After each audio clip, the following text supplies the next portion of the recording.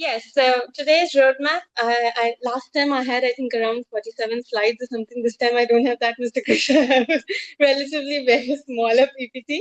So my journey from day one, I would just summarize it to um, just one sentence. And yeah, the journey was interesting, it was insightful, and it was worth taking. And just one sentence, I would say I've gone from a native speaker to being a native speaker with systematic formal knowledge now, ready to teach and speak efficiently. And I've got rid of the habit and the inhibition of speaking like the person whom I'm speaking to. So remember, I told you that last time I would start speaking like the person whom I was speaking to. But now, when someone comes and tells me on Monday we will do, and I'm like, if I tell them, yes, on Monday we will do, I am speaking wrong. How could I be wrong? This is not accent, this is pronunciation. And I'm so happy. And when you said that thing about that off becoming of, I went to my dad and I said, Daddy, really? Is this not something slang where you don't pronounce the off completely? He said, yeah, you know what? He's right. And you better start doing it. And subconsciously you're already doing it, but you don't emphasize on understanding that you're comprehending that you're doing it. So I enjoyed that. Now it's become easier for me because when I used to try to speak, I would try to pronounce every single word like a nursery kid. Now I understand that, okay, what I was doing till today was right. So this course gave me more of an affirmation. Thank you for doing that. And yeah, most enjoyed activities, I enjoyed all, but I remembered what you told me last time to list out a few. So I tried to do that. And one is you asked us to write words for each monophthong. That was one of the best activities because I realized so many important things that I usually do and sometimes don't do while doing that activity. And the second one was the word maze. I'm definitely going to implement that in my classes. And yeah, the newspaper advertisement, reading the limerick, reading the rhyme. I hope it's called a rhyme. Is it? You called it something else also, right? The Peter, Peter. Mm, tongue twister. Uh-huh, tongue twister. Okay. So, and yes, the sound grid that you made, that was beautiful. And decoding the transcripts, that was wonderful.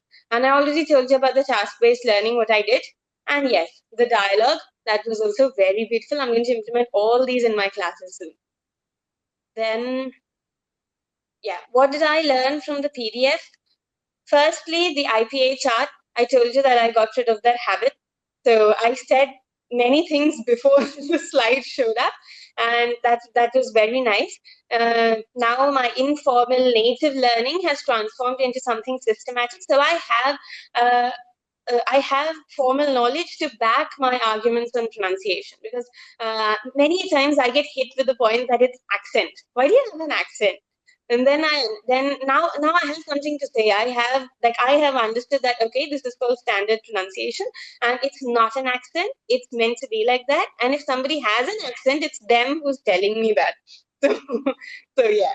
And yes, the features of pronunciation, I know exactly where my students are going wrong and what to pinpoint when I correct them. I know whether it's their stress or it's their rhythm, which is making them a little unique or different, I should say.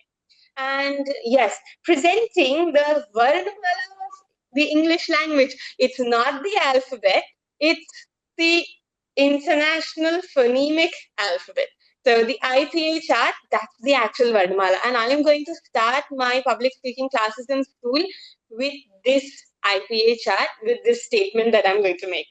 And yes, the noun verb stress, the manner of articulation. This is something I'm going to teach my kids. Open your mouth properly and move your tongue so that you pronounce correctly.